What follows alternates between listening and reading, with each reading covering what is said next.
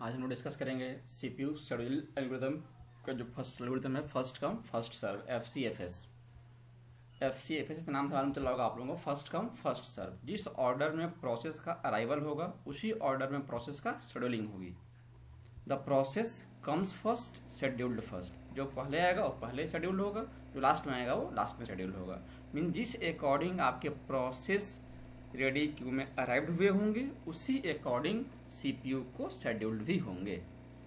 तो हम कह सकते हैं जो इसकी क्राइटेरिया है, क्राइटेरिया इसका क्या है, arrival time of the process. Means किस ऑर्डर में ये प्रोसेस को सेलेक्ट करेगा तो उसके अराइवल टाइम के अकॉर्डिंग करेगा। ठीक है, हो सकता है किसी क्वेश्चन में अराइवल टाइम मेंशन ना हो, गिवन ना हो, तो उस केस में क्या करेंगे आप लोग कि उस केस में सारे प्रोसेस का arrival time as a zero suppose कर लेंगे आप। ठीक है, और यदि एक से अधिक प्रोसेस का सेम अराइवल टाइम हो जाए तो अब कौन शेड्यूल्ड होगा, तो उस केस में देखना आपको है कि जिस प्रोसेस की नंबरिंग कम होगा, प्रोसेस नंबर कम होगा, वो शेड्यूल्ड पहले हो जाएगा। फिर से एक बार, यदि अराइवल टाइम गिवन हो तो उसके अकॉर्डिंग शेड्यूल्ड होगा, और दो प्रोसेस का यदि अराइवल टाइम सेम हो गया तो फिर क्या देखेंगे आप, प्रोसेस नंबर देखेंगे, जिसकी प्रोसेस नंबरिंग कम होगी वो पहले शेड्यूल्ड हो जाएगा। तो हम कह सकते हैं एफसीएफएस का जो क्राइटेरिया है वो क्या है, arrival time of the process. जिस अकॉर्डिंग प्रोसेस अराइव्ड होगा उसी अकॉर्डिंग शेड्यूल्ड भी होगा। First come first serve. जो पहले कम आएगा वो पहले शेड्यूल्ड होगा, जो बाद में आएगा वो बाद में शेड्यूल्ड होगा। और यदि क्वेश्चन में अराइवल टाइम मेंशन ना हो तो उस केस में आप सारे प्रोसेस का अराइवल टाइम क्या सपोज करेंगे, जीरो।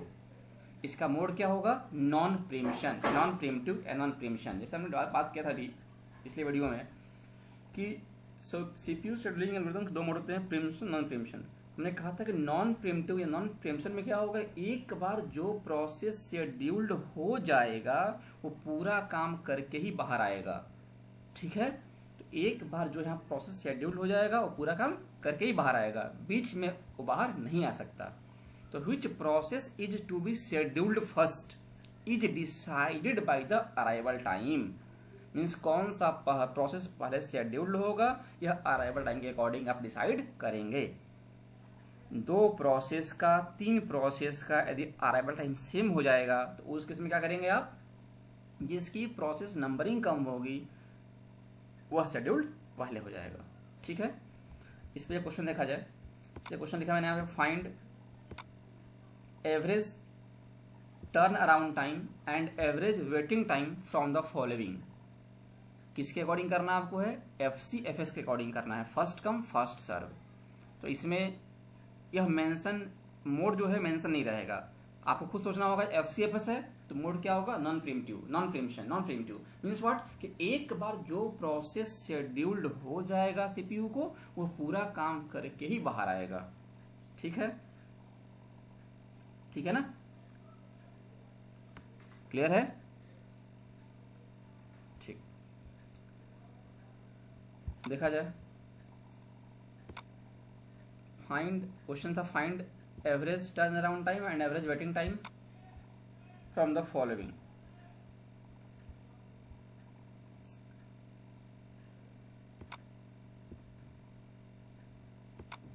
एक चीज और ध्यान दीजिएगा, हम क्वेश्चन प्रकार से पूछ रहे हैं। सपोज करिए कि कोई प्रोसेस पहले आया है, वो शेड्यूल्ड हो गया है, और उस ड्यूरेशन में यदि उसको आईओ डिवाइस की रिक्वायरमेंट है या कुछ अलग रिसोर्स की रिक्वायरमेंट है तो क्या उस आइडल टाइम को कहीं और यूज कर पाएगा, वो नहीं कर पाएगा। मीन्स कि जो शेड्यूल्ड हो जाएगा अपना पूरा काम करके ही बाहर आएगा, वो बीच में बाहर आ ही नहीं सकता। ठीक है, नॉन प्रीम्प्टिव मोड।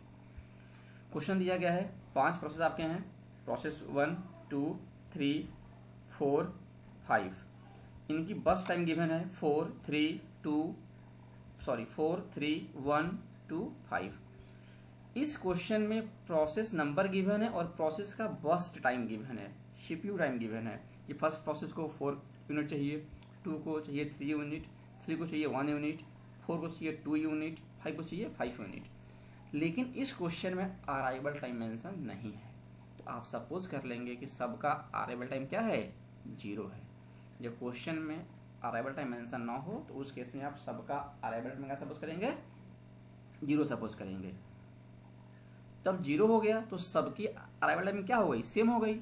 उस केस में क्या बोले थे आप लोगों से हम कि जिसकी प्रोसेस नंबरिंग कम होगी वो पहले शेड्यूल्ड होगा। तो इसमें सबसे पहले कौन शेड्यूल्ड होगा, प्रोसेस 1 मीन्स P1, कितना यूनिट लेगा वो 4 यूनिट।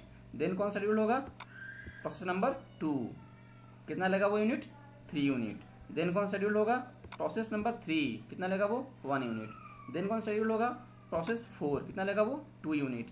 देन कौन शेड्यूल होगा, प्रोसेस नंबर 5, कितना लेगा वो 5 यूनिट।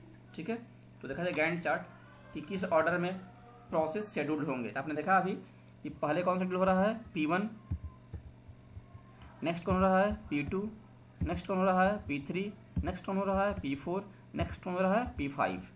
तो P1 का कितना है बस टाइम 4 यूनिट है, तो P1 शेड्यूल 0 पर हुआ, कितना लेगा वो 4 लेगा। तो P1 बाहर कब आएगा, 4 बाहर आया। ठीक है, इसके बाद कौन गया हमारा मेमोरी में, P2 गया, कितना लिया वो 3 लिया, तो 7 पे P2 बाहर आएगा काम करके। फिर 7 पे 1 एंट्री किया, P3 एंट्री किया, तो P3 कितना लिया वो 1 यूनिट लिया, क्योंकि P3 का बस टाइम कितना था 1 था। बाहर कब आएगा वो 8 पे आएगा। इसके बाद कौन एंट्री किया, P4 एंट्री किया, कितना लेगा वो 2 यूनिट लेगा। P4 कब बाहर आएगा 10 पे, लास्ट में कौन एंट्री करेगा P5, बाहर कब आएगा 15 पे। ठीक है, तो एक गैंट चार्ट सबको सुनाया कि नहीं आया, मीन्स ये कि प्रोसेस कब शेड्यूल्ड हुआ कौन सा और कब वो बाहर आया, या किस ऑर्डर में प्रोसेस शेड्यूल्ड हुए हैं। एक चीज ध्यान दीजिएगा, टाइम हमेशा स्टार्ट आप 0 से करेंगे। यदि अराइवल टाइम 1 भी दिया है किसी प्रोसेस में, 0 मेंशन नहीं है, तो भी आप स्टार्टिंग 0 से ही करेंगे। 0 से 1 तक उस केस में आपका सीपीयू का रहा होगा, आइडल रहा होगा। ऐसा क्वेश्चन आगे देखेंगे हम लोग अभी। तो इसका वो देखा जाए, कंप्लीशन टाइम निकालना हमको निकालना मैंने है एवरेज टर्न अराउंड टाइम और एवरेज वेटिंग टाइम। तो उसको निकालने के लिए कंप्लीशन टाइम निकालना होगा हम लोगों को। तो प्रोसेस 1 की बात की जाए, हमने क्वेश्चन लिखा है यहाँ 2 कॉलम में। ठीक है ना, तो 1 का 4 यूनिट था, 2 का था 3 यूनिट, 3 का 1 यूनिट, 4 का 2 यूनिट, 5 का 5 यूनिट। तो 1 का कंप्लीशन कब है, 1 कंप्लीट कब हुआ आपका है, P1 जो है वह कंप्लीट कब हुआ है जी 4 पे। तो P1 का कंप्लीशन टाइम कितना हो जाएगा 4 हो जाएगा। अब P2 की बात की जाए, तो P2 कब कंप्लीट हुआ 7 पे, तो P2 का कंप्लीशन टाइम क्या होगा 7 होगा। बात कीजिए P3 के बारे में, तो P3 का कंप्लीट हुआ 8 पे, तो P3 का कंप्लीशन टाइम क्या होगा 8 होगा। CT means completion time, short में लिखा है इसको है completion time, TAT turn around time, WT waiting time, BT बस टाइम और PN number process number. P4 देखा जाए, P4 कब काम करके बाहर आया 10 पे बाहर आया, तो P4 का कंप्लीशन टाइम कितना होगा 10। P5 बाहर कब आया 15 पे, तो P5 का कंप्लीशन टाइम कितना हो गया 15 हो गया। ठीक है, अब निकालना हमको है टर्न अराउंड टाइम। तो आपसे मैंने पहले भी कहा है कि टर्न अराउंड टाइम निकालने का फॉर्मूला होता है कंप्लीशन टाइम, लिख लीजिए यहाँ पे, completion time minus arrival time. तो इस क्वेश्चन में अराइवल टाइम तो गिवन नहीं है, तो क्या मानेंगे आप 0 मानेंगे। तो कंप्लीशन टाइम P1 कितना था 4 था, तो 4 minus 0 4, 7 minus 0 7, 8 minus 0 8, 10 minus 0 10, 15 minus 0 15।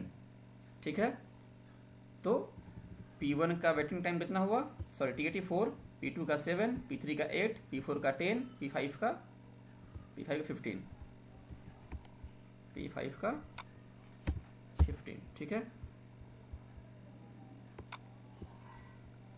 तो वेटिंग टाइम निकालना है। तो वेटिंग टाइम निकालने का फॉर्मूला बताया था मैंने, TAT minus BT turnaround time minus burst time, turnaround time minus burst time. तो P1 का टर्न अराउंड टाइम कितना है 4 है, और P1 का बस टाइम कितना है 4 है, तो 4 माइनस 4 कितना हो जाएगा 0। और आप यहाँ देख भी सकते हैं कि P1 तुरंत शेड्यूल हो गया है, P1 को वेट नहीं करना पड़ा है, तो P1 का वेटिंग टाइम कितना हो जाएगा 0। ठीक है, P2 का देखा जाए, तो P2 देखिए किसी भी प्रोसेस का इसमें अराइवल टाइम मेंशन नहीं था, तो बाय डिफॉल्ट क्या था उसका अराइवल टाइम 0 था। तो P2 भी 0 पे आ चुका होगा ना, लेकिन शेड्यूल्ड कब हुआ है वो 4 पे, तो P2 को 0 से 4 तक वेट करना पड़ा ना जी, या फिर फॉर्मूले से निकालिए। तो वेटिंग टाइम ऑफ P2 निकालना होगा, तो वेटिंग टाइम ऑफ P2 निकालने के लिए TAT माइनस BT, तो P2 का टर्न अराउंड टाइम कितना है 7 है, और P2 का बर्स्ट टाइम कितना है 3 है, तो 7 माइनस 3 कितना होगा इसका वेटिंग टाइम 4 होगा। और आप ऐसे भी देख सकते हैं कि P1 के बाद P2 आया है, तो P2 को P1 जब तक काम नहीं करेगा तब तक वेट करना पड़ा होगा, तो 4 यूनिट तक यहाँ P2 वेट किया है। तो P2 का TAT कितना हो गया 4 हो गया। P3 का निकाला जाए, तो P3 का वेटिंग टाइम निकालना होगा, तो ध्यान दीजिएगा P3 P1 और P2 के बाद आया है, तो P1 भी काम कर चुका होगा, P2 भी काम कर चुका होगा, मीन 7 पे P3 एंटर किया है, तो 7 तक P3 को वेट करना पड़ा होगा ना, या फॉर्मूले से निकालना फॉर्मूले से, तो TAT, तो इसका P3 का टर्न अराउंड टाइम कितना है 8 है, माइनस बस टाइम कितना 1 था, तो 8 माइनस में कितना आएगा 7 आएगा। वैसे भी P4 का निकालना होगा, तो P4 का टर्न अराउंड टाइम कितना है 10 है, और P4 का बस टाइम कितनी थी 2 थी, तो 10 माइनस 2 इक्वल्स टू 8। सही है, या ऐसे भी देख सकते हैं आप हैं कि P4 कितने पे शेड्यूल हुआ है 8 पे, मतलब P4 को 8 तक वेट करना पड़ा होगा।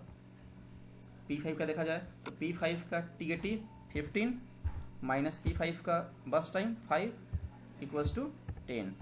P5 को 10 यूनिट वेट करना पड़ा होगा। ठीक है, आप डायग्राम से भी देख सकते हैं, गैंट चार्ट से भी, कि P1 P2 P3 P4 complete होने के बाद ही P5 आया है, तो P5 एंट्री कब किया है 10 पे किया है, तो 10 तक उसको वेट करना पड़ा होगा। क्लियर है। एवरेज TAT निकालने के लिए, एवरेज वेटिंग निकालने के लिए करना क्या होगा, सारे TAT को ऐड कर दीजिए, तो जितने प्रोसेस है उसमें डिवाइड कर दीजिए, तो सारे TAT को ऐड कर लीजिए। TAT of P1 4 plus 7 plus 8 plus 10 plus 15, 4 7 8 10 15 upon 5 करेंगे, जो आएगा वो TAT एवरेज होगा। वेटिंग एवरेज निकालने के लिए तो 0 प्लस P2 का वेटिंग टाइम 4 प्लस P3 का वेटिंग टाइम 7 प्लस P4 का वेटिंग टाइम 8 प्लस P5 का वेटिंग टाइम 10 अपॉन 5, तो ये हो जाएगा 7 4 11 8 19 और 10 29, ऐड कर लीजिए 11 plus 8 plus 10 plus 15 divided by 5, 8.8 आपका आया TAT इसका 8.8। वेटिंग का निकालना होगा, तो 4 7 11 8 19 29 बाई 5, 29 बाई 5 5.8 आएगा, 7 4 11 हो जाएगा 11 और 8 19 और 10 29 बाई 5 5.8 5.8। ठीक है, तो आपका इस क्वेश्चन में टर्न अराउंड टाइम का एवरेज कितना आया 8.8 आया, और वेटिंग टाइम का एवरेज कितना है 5.8 आया। ठीक है, थैंक यू।